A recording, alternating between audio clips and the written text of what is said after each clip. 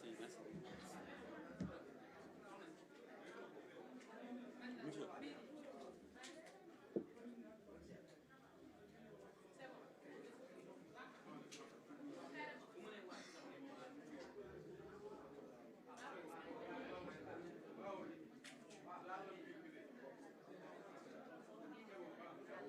Merci beaucoup.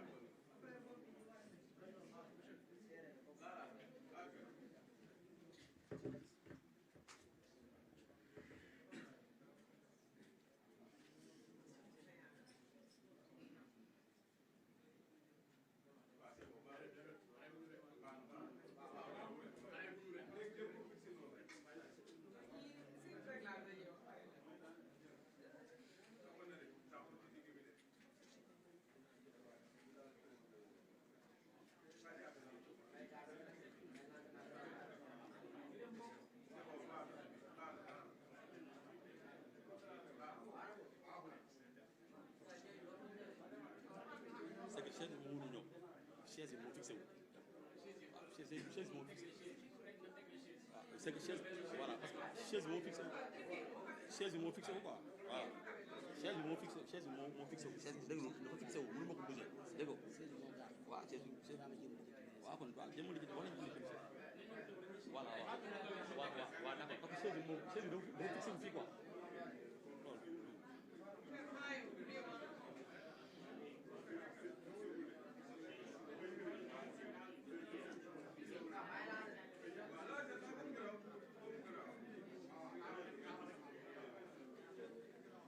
léegi nee na mi ngi ñëw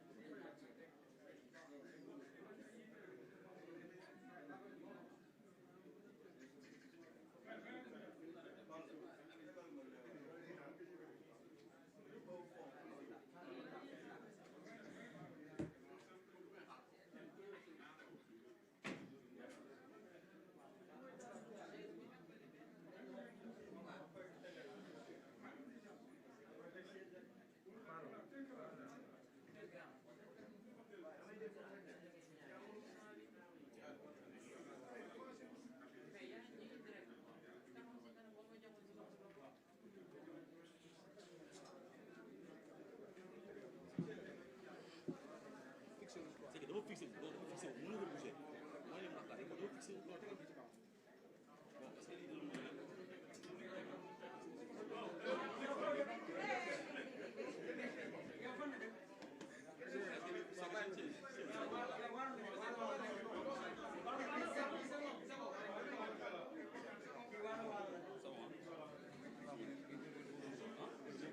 non mais mënu génn parce que dafa fixé chaise bi dañ ko fixé si suuf gisoo on a fixé la chaise faut que démarrer hein merci jërëjëf ok merci donc je peux démarrer hein 1 minute ok d'accord prenez votre temps c'est bon maintenant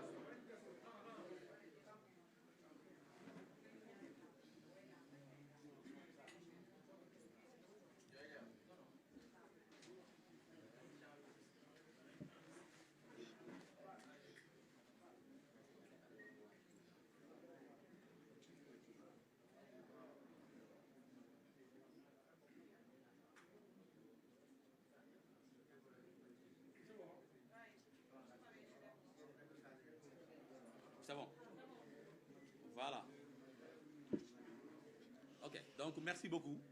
Donc, je remercie vraiment toute la presse nationale aujourd'hui, vraiment qui m'a fait l'honneur de venir répondre vraiment massivement à ce point de presse. Vu l'importance, n'est-ce pas, et l'urgence de l'heure, je pense que cette mobilisation est justifiée. Voilà, donc je m'excuse encore pour le retard qui a été causé, bon, qui est un peu indépendant de ma volonté. Mais quand même, je pense qu'aujourd'hui, vous allez avoir des informations sur ce qui se trame dans ce pays et qui mérite d'être dénoncé. Donc, je vais commencer par une communication en français. Ensuite, je fais une communication en wolof. Bon, le point de presse ne sera pas très long parce que j'ai 2 à 3 points à développer. Et je sais aussi que vous avez un calendrier très chargé. Toujours est-il que je serai disponible, n'est-ce pas, pour répondre à vos questions et à vos interpellations. Voilà, donc il n'y a pas de problème par rapport à ça. Donc, pour ceux qui viennent, par exemple, de me rencontrer pour la première fois, je m'appelle Amadou Mokhtar Ndiaye. Je suis le secrétaire général national du PRC, le Parti républicain et citoyen. C'est un parti que nous avons créé en 2014 et qui a eu son récépissé depuis lors. Depuis que nous avons créé ce parti politique, légalement, nous avons fait beaucoup d'actions au niveau national et international. Nous avons installé nos cellules, nous avons installé nos bases jusqu'en 2019, date à laquelle j'ai été candidat à la candidature à l'élection du 24 février 2019. Parce qu'en ce moment-là, on s'était dit que tous les jeunes leaders du Sénégal qui ont une vision, qui ont une ambition pour développer ou bien de participer au développement de ce pays-là, il est temps pour eux véritablement de faire une contribution pour faire avancer les choses dans notre pays. Donc au départ, nous étions plus de 280 candidats. Quand nous avions déposé les parrainages et tout, le Conseil constitutionnel a validé une short liste de 27 candidats. Donc moi, Amadou Martandia, j'étais à la 26e position. Vous pouvez consulter la liste, c'est disponible. Et quand l'État du Sénégal a validé les 4 candidats, le président Macky Sall, le candidat Ousmane Sonko et les autres, le candidat, n'est-ce pas plutôt, le candidat Ousmane Sonko a fait appel à moi pour qu'on travaille ensemble. À cette époque, tous les jeunes étaient enthousiasmés parce qu'on venait de découvrir un leader sénégalais, n'est-ce pas, et on avait espoir en lui, on pensait qu'il n'allait pas verser dans ce qu'on appelle la politique politicienne. Mais quand j'ai travaillé avec lui, à la fin des élections, j'ai vu qu'il a commencé à utiliser des armes qui sont anticonventionnelles, qui ne sont pas conventionnelles, n'est-ce pas, dans la politique. Je rappelle qu'ayant capitalisé une dizaine d'années d'expérience dans la politique, il y a des choses, n'est-ce pas, il y a des rubicons qu'il ne faut pas franchir. Et quand je me suis aperçu qu'il était en train de franchir ces lignes rouges-là, j'ai dit stop, il est temps de quitter Ousmane Sonko et de continuer le combat pour lequel on s'était engagé depuis le départ. J'ai été le premier responsable politique à quitter la coalition Sonko président. C'est vérifiable, c'est sur Internet. Et quand nous l'avons quitté, nous avons continué à faire notre travail normalement. Je rappelle qu'aux dernières élections locales du 23 janvier 2022, le PRC, que je dirige, le Parti républicain et citoyen, est allé seul à ces élections-là. Alhamdoulilah, nous avons eu à obtenir 2 communes, à gagner 2 communes au niveau national et avoir plus de 80 conseils communaux. Donc pour un parti politique dirigé par un jeune citoyen sénégalais qui se bat toujours aux côtés des citoyens, je pense que c'était un résultat à saluer. Voilà, donc c'est le lieu aussi, n'est-ce pas, de saluer tous les responsables du parti, au niveau national, au niveau départemental, dans les communes, dans les hameaux, dans les villages, qui se battent et qui espèrent des lendemains meilleurs, n'est-ce pas, pour le Sénégal, aux côtés de la ligne que nous avons tracée. Après les élections locales, il s'est produit un fait, c'est-à-dire que nous avons organisé un bureau politique et tous les responsables que j'ai consultés, à l'unanimité, ont décidé de soutenir son Excellence le Président de la République, Macky Sall, pour les élections législatives, n'est-ce pas, du 31 juillet 2022. Et lorsque nous avons pris cette décision-là, évidemment, Mimi Touré, Madame Amine Touré, n'est-ce pas, qui était la tête de liste nationale, n'est-ce pas, m'a reçu. Donc l'objet de cette conférence de presse, aujourd'hui, va s'axer sur 2 points. Je vais, n'est-ce pas, expliquer, parler sur le cas de Mimi Touré avant de terminer, n'est-ce pas, sur le cas d'Ousmane Sonko. Donc, quand Mimi Touré m'a reçu personnellement à huis clos en tant que chef de parti politique légalement constitué, qui était venu pour soutenir le président Macky Sall, Mimi Touré ne m'a pas mis en rapport directement avec le président de la République, Macky Sall. Et quand je lui ai dit que nous avons eu à faire un bureau politique et que l'ensemble des responsables du PRC ont décidé de soutenir le président de la République, vu le contexte sécuritaire, nous voulons pour qu'il continue à bâtir le Sénégal de nos rêves. Elle m'a véritablement opposé un niet, n'est-ce pas, catégorique. Elle ne m'a même pas écouté. parce que ça ne l'intéressait pas. C'est après que j'ai pu, n'est-ce pas, comprendre. Quand elle a pris son téléphone, je pensais qu'elle allait directement appeler ou contacter le président de la République. Mais elle m'a mis dans son réseau.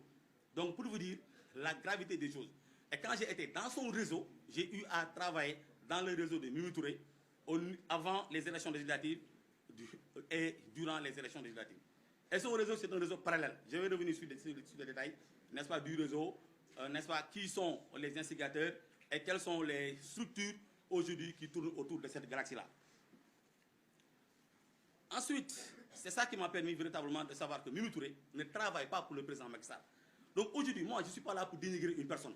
Moi, je fais un combat, n'est-ce pas, pour la loyauté. Je fais le combat de la vertu. La loyauté en politique, c'est quoi? Il ne faut pas être un ingrat dans la vie. Quand une personne te fait, n'est-ce pas, connaître aux yeux de tout le monde la moindre des choses, même si vous avez des biscuits, il y a une autre voie pour régler cela. Mais malheureusement, la dame Mimi Touré est en train de faire le tour des plateaux, de raconter sa vie pauvre en événement, n'importe quoi, tout simplement parce qu'elle a été déçue, n'est-ce pas, à la tête de l'Assemblée nationale. Ça, c'était le plan A. Maintenant, je viens sur le plan B.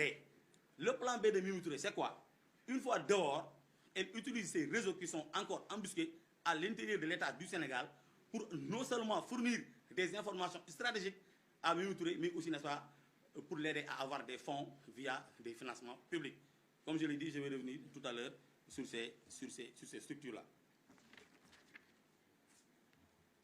Donc, les structures, j'ai dit qu'aucune personnalité au Sénégal ne s'appuiera sur Amadou Mokhtar Ndiaye pour déstabiliser le pays. Non, ça fait une vingtaine d'années qu'on est dans la politique. On ne m'a jamais vu dans la déstabilisation. Et pourtant, on était dans l'opposition.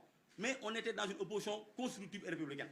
Donc, un chef de parti, il n'est pas seulement là, n'est-ce pas, pour jeter de l'huile sur le feu. Mais c'est quelqu'un qui doit, par ses réflexions, par la qualité de ses analyses, de son jugement, arriver à proposer quelque chose qui puisse véritablement et fondamentalement faire avancer les choses dans ce pays-là.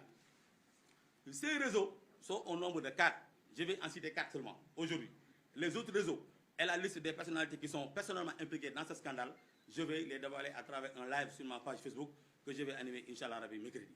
Mais le premier réseau se trouve au niveau de la présidence de la République du Sénégal.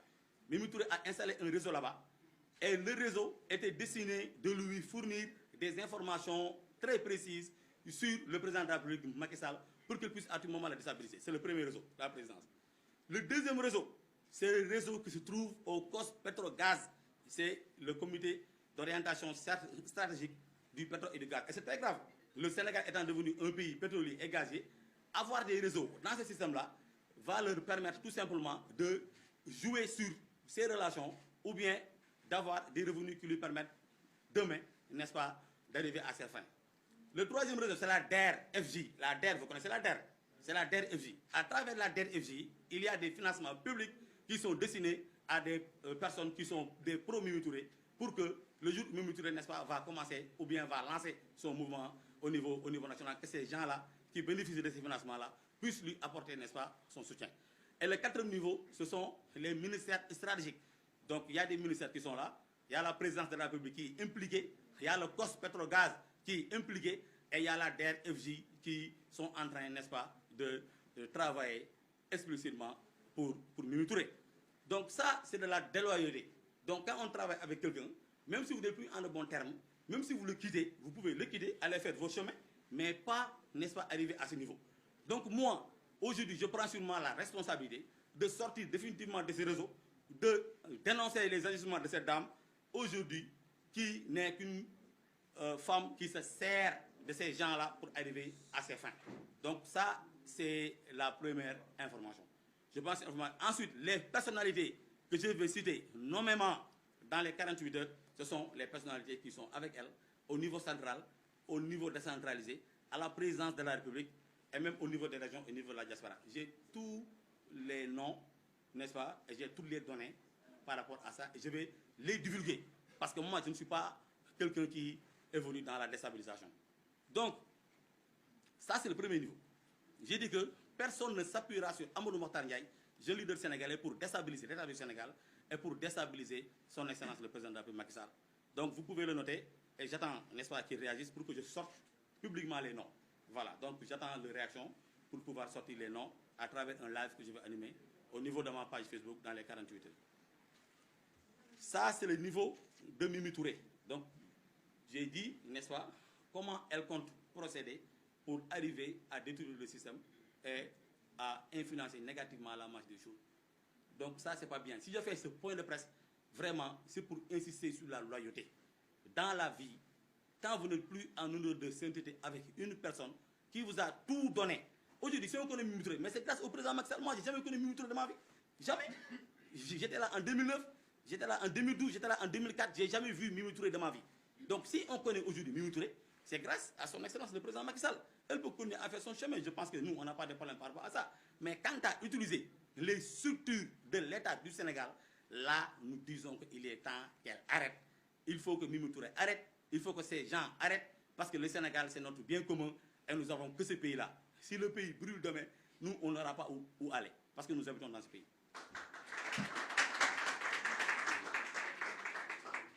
Pour Ousmane Sonko, il faut moi, je vais parler de lui.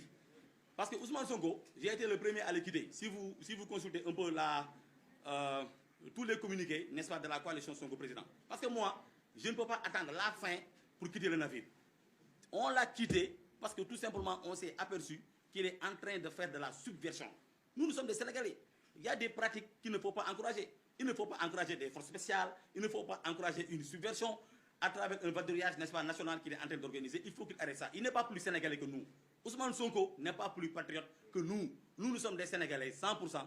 Nos arrière-grands-pères ont combattu, n'est-ce pas, ceux qui étaient là à travers, n'est-ce pas, avec les armes. Donc ce n'est pas à lui de nous dire aujourd'hui, en 2022, que c'est ça être patriote, ou bien c'est lui qui est patriote. Il est très petit pour nous parler de patriotisme. Donc ce qu'il est en train de faire, j'appelle les jeunes du Sénégal à assumer leurs responsabilités.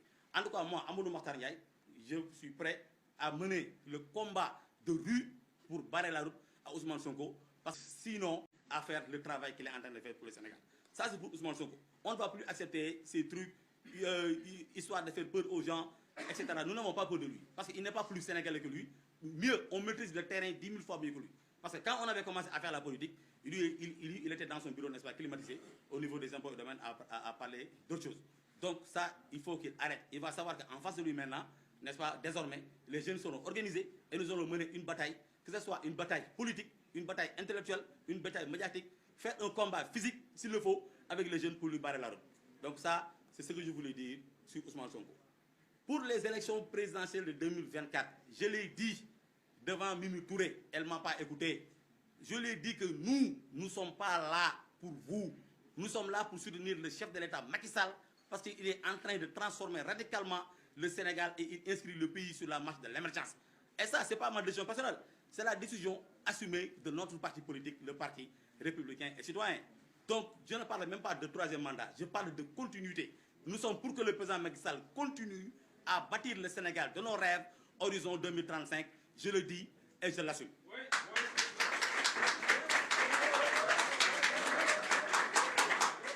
Merci. Wow. Donc, demain, nous tout ici, Wolof, n'est-ce pas, sur la version Wolof du point de presse. Parce que le point de presse, mon warul good. Donc, je suis Amadou Mokhtar Ndiaye, je suis le PRC. PRC, moi, Parti républicain et citoyen. Parti bi nak ñi ko sos depuis 2012 2014 lañu jot suñu récépissé bobu ba tay ñi ngi liggéey di implémenter suñu ay base au niveau national lolu moo tax ba élection locale yi passé PRC moo ci demal boppam sans coalition bi PRC demalee boppam sans coalition yàlla may ñu ñaari maire may ñu juróom fukk n'est-ce pas, plus de juróom fukk conseillers au niveau national mu nekk ay maire PRC mu nekk ay maire yi nga xamante ne suñu parti ñoo ko moomal seen bopp mu wute ñi nga xamante ne ay maire coalition lañ. Par exemple coalition Yewwi Askan bi ay maire coalition Yewwi Askan bi la mais un parti politique légalement constitué buy xeex dem sans coalition dirigé par un jeune bu gagné 2 mairies en plus de 80 conseils au niveau national, je pense que ñun tëdduñu rek n'est-ce pas di nelaw bi ñu jógee ci élection locale yi dañu décider ànd ak ki nga xam ne mooy son excellence le président de la République Macky Sall parce que réew mi dafa toll fu nga xam ne boo defee analyse sans complaisant gis li muy liggéey ci ndaw ñi gis li muy liggéey ci mag ñi gis li muy def ci infrastructure gis ay milliards yu muy dugal ci social gis li muy def ci équité non wax dëgg yàlla da nga war a jël sa responsabilité xam ne kii kat franchement mi ngi liggéey te liggéey bi muy liggéey askanu Sénégal moo ko tax a jóg. ñun nag comme que askanu Sénégal moo ñu tax a jóg loolu moo tax ñu décider ànd gunge ki nga xam ne moom mooy son excellence le président de la république Macky Sall. bi loolu amee ñu jublu ci ay élections législatives bi ñu demee ci élections législatives yi ñëpp xam nañ ne Mimi Touré soxna Mimi Touré moo nekkoon tête de liste nationale coalition Benno Bokk Yaakaar. donc képp ku nga xamante ne njiit nga c'est tout à fait normal que Mimi Touré woo la recevoir la waxtaan ak yow waaye woo boobu ak recevoir boobu du pour moom boppam c'est pour le compte exclusif du président de la République Macky Sall qui est le chef de l'État et qui dirige, n'est-ce pas, le pays. mais man bi ma ñëwee ci moom dama am lu ma bett lool am lu ma jaaxal lool am lu ma tiital lool bi ñu ñëwee toog ma expliqué ko ma ne ko man de parti bi ma yabal muy parti républicain et citoyen suñu ay parrainage mi ngi nii ay junni parrainage lañ ko jox photo yaa ngi fi lépp ngi fi bi ko joxee suñu ay parrainage jébbal ko ne ko nag ñun ñëwuñu fi pour leneen dañu ñëw pour soutenir le président de la République Macky Sall non seulement pour 31 juillet 2022 mais pour élection présidentielle 2024 biir bureau wii ko loo maag moom ma wax ko loolu ma gis ne vraiment soxna si kat li may wax yitteelu ko bi mu waxee affaire du troisième n'est-ce pas candidature pour ànd ak président au-delà de 2024 pour mu am troisième mandat lijjantuwuma faalewuma tontuwuma à la limite sax daf ma jànni ma ne waa mais kon y a problème parce que mënuma comprendre nga nekk tête de liste nationale n'est-ce pas coalition Benno Bokk Yaakaar majoritaire au Sénégal ñu lay wax ne ñun dañu bëgg ànd ak président joxaat ko beneen mandat ak beneen mandat ba 2035 nga tourné xool géej mais y a problème mais ba tey rek ma am si vraiment njort bu rafet ne xëy na président sax peut-être amaana xaw ma si dara mais dama jàppoon ne peut-être moo ko bëggee noonu et cetera bi ñu waxee ma ne ko léegi wutal ma audience si président de la république parce que man chef de parti la ànd ak yeneen chef de parti am ay coalition ñu bëgg toog ak président de la république exposé ko li tax tey ñu ànd ak moom pour soutenir mu jël numéro téléphone am jël téléphone am commencé manipuler bi mu jël téléphone am pour man président lay woo ma ne alhamdulilah rabbi alamin président dinañu recevoir ñu toog ak moom wax ak moom ci réew mi ni muy demee en tant que chef de parti à chef de parti dans l'intérêt supérieur de la nation ñun on a soutenu le président sans condition teguñu benn condition dara quoi que ce soit parce que dañu gis ne réew mi fi mu toll bu ñu ànd ak le président Macky Sall mu sécuriser ko n'est-ce pas développer ko liggéey ko réew mi dina nërmeelu te su boobaa ñun ñëpp dañuy am responsabilité en tant que chef de parti en tant que leader en tant que citoyen sénégalais en tant que jeune loolu moo tax ñu ànd ak ki nga xam ne mooy njiitu réew mi bi mu jëlee téléphone am daal di manipuler koj ma ne ah alhamdulilah kon léegi le président est au courant ndekete moom ci réseau boppam la ma dugal donc tey woote bii ma woote dama woote parce que dama bëgg def promotion loyauté nit ki boo ànd ak moom nga ànd ak moom nga bako na rafet tu es libre nga dem fu la neex mais di wër di yàq ay der di raconter n'importe quoi alors que yow sa bopp yaa ngi teg système boo xamante ne pour faagaagal réew mi pour faagaagal état bi pour faagaagal njiiti réew mi laa damay ne na arrêté na dakk bi ma dugalee ci réseau nag man tamit ma ne ah comme que dugal ma ci réseau xaaral ma jouer le jeu ma dugg ci réseau Mimi Touré bi ma duggee ci réseau Mimi Touré mu boole ma ak ay kilifa yu am doole ci réew mi bi ma boole ak ay kilifa yu am doole ci réew mi ñu ànd liggéey parce que ñun suñu parti dafa nekk parti boo xam ne dafa am section digitale boo xoolee tey jeunes yi toog fii am na ñu bëri ñoo xam ne ci section digitale lu parti bi la ñu bokk parce que ñun dañuy yëngu ci digital di ci liggéey n'est-ce pas ma nekk administrateur de société yàgg liggéey ak ñoom ci biir yooyu bi ñu àndee mu ne léegi da ngeen di jël li nga xam ne mooy seen section yépp ñu ànd liggéey à travers telle personne ñu ne ah ma ne waaw baax na bismillah kon comme que affaire yi ñun dañ jóg rek pour bu liggéey dañ dem liggéey si loolu ñu ànd liggéey si loolu liggéey si même man li ma doon gis xamoon naa ne yaa ngi si ros parce que lii nii dafa doy waar bi ñu demee nag ba plan A bi jeex parce que président de la République quand même moom mooy nit ku nga xam ne moo ëpp ay renseignements ci réew mi bi ma xamee ne kii dafa dara utiliser assemblée nationale pour que ëllëg di ko xeexee di joxe image bu bon ci li nga xam ne moom mooy réew mi au niveau international ci la ko président débarqué man sax dafa ma yéem parce que à la 199e minute lu kenn mës ta xalaat ñu toog di séance suñu télé pour ñu fal Mimi Touré président de la République dool ko galgal Mimi Touré nërmeelu jour boobu ñu ñëpp am nañ lu ñu jaaxal waaye galgal boobu moom moo nekkoon le plan A donc le président daf ko galgal ci plan A bi yaakaar ne galgal bi jeex na man nag ma xam ne galgal bi jeexul parce que man dañu ma bëgg a utiliser en tant que chef de parti en tant que administrateur de société en tant que ndaw am expérience di liggéey ça fait presque 12 ans fukki at ak ñaar ma ko jàngale ci université yi am société di ci liggéey ñu bëgg ma utiliser comme benn genre bras armé Mimi Touré ma ne ok ñu dem ma gis ay réseau wu Mimi Touré ay nit yu nga xamante ne ñoom ñoo taxaw pour jox Mimi Touré alal ju bari pour que alal jooju bu génnee n'est-ce pas jeunes yi nekk fii yëpp ñu wala ñi ci ëpp ñu mobiliser leen ñu taxaw nekk ay tireurs embusqués pour que bu président de la République waxee dara ñoo ñëpp génn n'est-ce pas salfaañi réew mi. bi ñu demee nag ba xool loolu ma ne nag wax dëgg yàlla man nekkuma fi pour lii kenn du jaar ci Amadou Mahtar Ndiaye pour yàq Sénégal ñun tabax Sénégal defar Sénégal liggéey Sénégal n'est-ce pas derrière le président Macky Sall moo ñu tax a jóg. bi ma gisee loolu nag ma ne ah vraiment nag lii nii vraiment jot na parce que il faut ñu aar réew mi mooy dénoncer système bi Mimi Touré teg ci réew mi te système boobu noonu bu ñu ko seetaanee dina nërmeel Sénégal moo tax si man ma jël sama responsabilité tey convoqué point de presse bi pour def n'est-ce pas clarification ak ay révélation niveau boobu bi si njëkk moom mooy présidence de la République man dama yéemu présidence yaakaaroon naa ne ñëpp dinañ nekk si ay magouille nekk si ay affaire de déstabilisation sauf ñoom pour faagagal ki nga xam ne moom mooy le président Macky Sall donc am na réseau bu fa nekk am na ay kilifa yu fa nekk yu ma identifié nommément ak seen ay lépp yooyu kilifa dinaa leen jébbal public bi ak presse bi ci ñaari fan ci sama page Facebook live bu mag bu may def incha allah wax ni mu demee wax ku nekk fi nga nekk pour que nit ñi mën jël seen responsabilité. premier niveau mooy boobu deuxième niveau moom mooy organe bi nga xamante ni buy saytu lépp luy pétrole ak gaz ci Sénégal mais Sénégal xam nañ ne réew la boo xam ne wax dëgg yàlla bu yoree ay milliards yi mètres cubes téeméeri mètres cubes ci gaz te fi ñu jëm nii dañuy war a commencer exploiter maanaam jël gaz bi def première phase exploiter ko jaay ko pour que xaalis bi ñuy am ñu mën a liggéey Sénégal mais su amee ñoo xamante ne ñooñu liggéeyuñu ki nga xam ne mooy liggéeyal Sénégal ça devient extrêmement grave donc deuxième niveau moom mooy le COS Petrogaz et je l'assume. le troisième niveau mooy DER/FJ li may wax lu leer laay wax te samay preuve yu leer laa wax nee naa leen su ma ko waxee dinaa yëngal réew mi te samay preuve ñu ngi fii samay liste ñu ngi fii samay tur ñu ngi fii et je vais balancer tout le monde parce que man je suis intéressé par le président de la République Macky Sall et je suis intéressé par li nga xam ne moom mooy état du Sénégal. waa DER/FJ moom mooy arme bi nga xam ne moom moo war a génnee financement yi dagatee financement yi jox ko ndaw ñi pour que ndaw ñi mën a am li nga xam ne ci la ñuy sukkandiku pour ëllëg su président de la République jógee taxaw dafay benn déclaration ñooñu mobiliser wu pour taal Sénégal n'est-ce pas pour taal Dakar loolu nag mënu ma ko seetaan.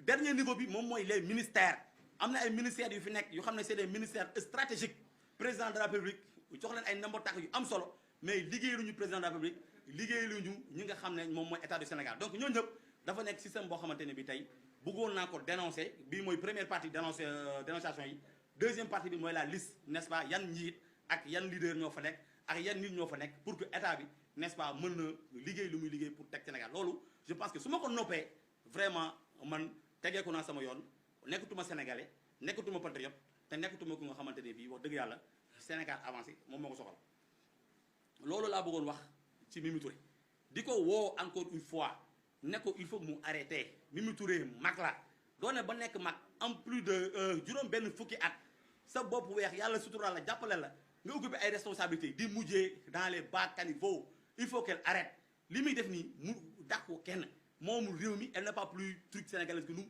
donc Mimi Touré il faut qu'elle arrête ça mën nga dem def sa opposition bu civilisé dem wuti sa ay voix élection ñëw loo amee boo amee ñaari xob jël boo amee ñetti xob jël mais ni mu ko doxalee nii on va l'arrêter net danañ koy arrêter dinañ ko stopper chaque fois li nga xamante ne bi bëgg na def ay déstabilisation dinañ ko weer comme gajj parce que Mimi Touré taxuñu jóg li mu ko waxee léegi président Macky Sall moom moo ñu tax a jóg.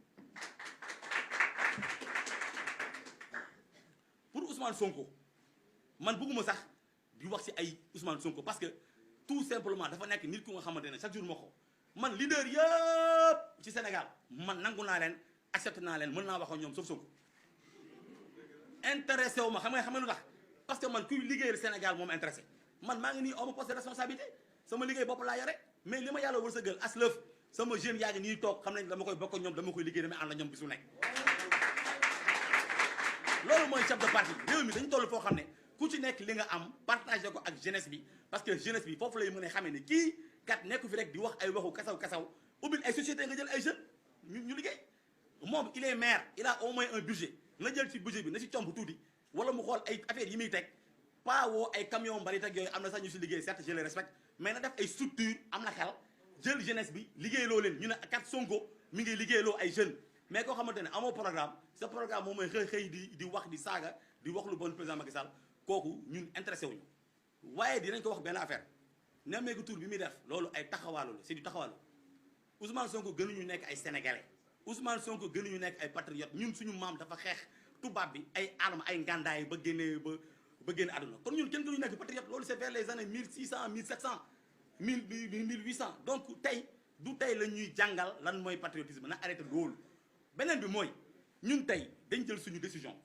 taxaw organiser wu mobiliser wu pour aller vers un combat de rue mooy xeexu mbedd parce que léegi fa lañ jëm simi yëre yi simi costume yi simi dàll yi xeex bu laajee ñu def combat de rue raak pour li nga xamante ne li mu fi bëgg a def non loolu duñ ko nangu parce que arrangé wuñu parce que dafa bëgg a jël réew mi bëgg ko delloo vers les années 80 bëgg démb maa ngi gis mu teg photo Thomas Sankara dafa tardé Ousmane Sonko est en retard du leader bu xamante ne bii bu am xel parce que fii àdduna bi tollatuñu si ay Thomas Sankara ay Julius Nyerere man su ma demee wax damay ree sax quoi damay ne kii il n'a rien compris on a dépassé ce stade bi ñu toll c'est le stade des sociétés c'est le stade du digital c'est le stade des entreprises c'est le stade des multinationales c'est le stade li nga xamante ne mooy entreprise locale yi ñu war a jël n'est-ce pas remobiliser jeunesse bi booster leen ñu dugg si pour liggéey waaye ñëw woon nit ñi dañ wax ay Julius Nyerere ay Thomas Sankara loolu ce sont des histoires endormies debout en tout cas maa ngi woon ndaw Sénégal yi ñu taxaw en tout cas man moom taxaw naa Amadou Makhtar Ndiaye mobiliser naa samay nit taxaw nañ ci dinañu jàmmaloo ak moom li nga xam ne moom mooy sur le terrain pour que projet bu mu am pour jëlaat Sénégal yóbbu ko 1987 wala jël Sénégal yóbbu ko 1620 projet boobu du ma sa antu si kattanu yàlla. pour élection 2024 dañ si wax lu leer wax naa ko Mimi Touré bi ma toogee ak moom conférence de presse bi ñu organisé le 28 juin 2022 fële ca siège APR wax naa ko fa mu def ay blocage def lu nekk ma ne ko ñun ñëwuñu fi encore une fois pour yow man sama parti dafa ma yabal ni ma président Macky Sall liggéey bi muy liggéey am na solo li muy def ci réew mi am na solo nañu continuer accompagner ko pour mu yóbbu Sénégal fi nga xam ne moom mooy émergence loolu nag mooy combat 2024 ñun choisir nañu suñu camp le PRC sera derrière le président de la République Macky Sall dinañu ànd ak moom dinañ ko gunge ba fi nga xam ne moom la bëgg yóbbu réew mi muy horizon 2035 incha allah rabi président de la République yóbbu ko Sénégal pour développer ko donc je pense que wasalaam loolu laa bëggoon ay kàddu yooyu laa bëggoon wax su ngeen amee ay questions aussi ma ngeen ma leen poser aussi tamit dinaa si répondre merci. C'est bon.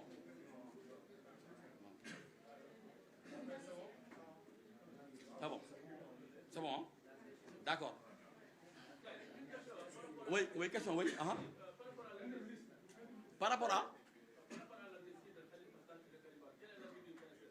bon, l'amnistie de Khalifa Sall et de Karim Wade, bon, nous sommes avec, nous soutenons l'avis du chef de l'État, le président Macky Sall, parce qu'il a toutes les données. Mon bout de main, bon, avec l'amnistie, sur une base claire, il faut savoir que voilà, donc le PRC est derrière le président. Oui.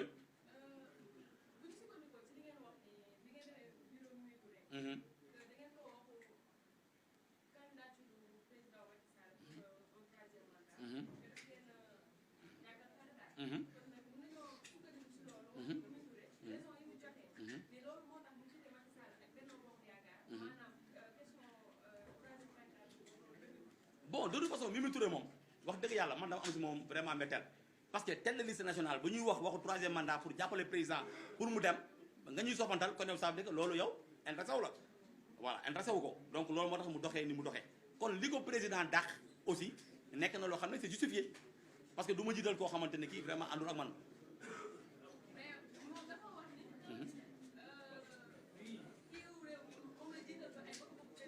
non mais wax naa la léegi ay réseau yu mu teg mais ku bëgg réew mi doo teg ay réseau ku bëgg réew mi doo nekk dans la déstabilisation ku bëgg réew mi doo teg ay schéma ak ay croquis pour que état bi tàkk ëllëg donc Mimi Touré bëggu réew mi je suis désolé bëggu réew mi voilà merci beaucoup.